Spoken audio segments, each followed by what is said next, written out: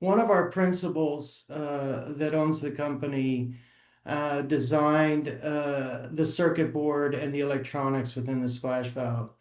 And what we do there is we bring in power at a low voltage, as you mentioned, and we charge capacitors within the splash valve, and that is what the splash valve actually operates on.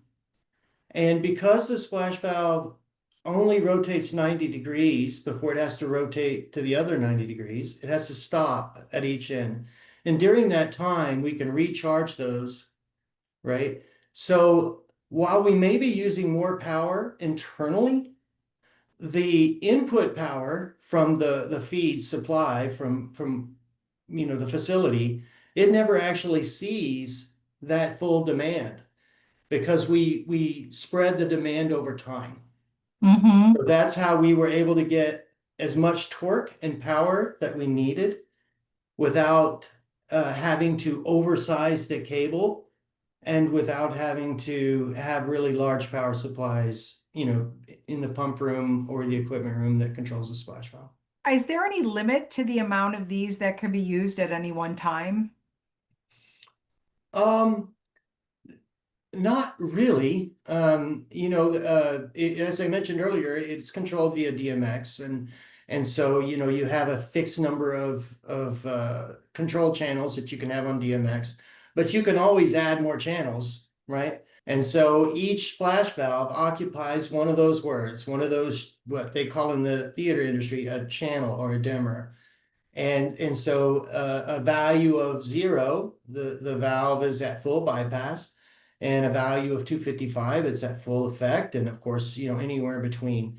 And unlike a lot of devices that might have a separate channel for speed, we have designed the splash valve to just respond as fast as you can change the channel within reason, right? So it's a very, very fast device, but its speed is controlled at in proportion to the rate of the speed of the channel changing value. And there's a number of ways that we can wire this. We can star wire it, or we can home run it. The home running means for every splash valve, it runs back to the control cabinet.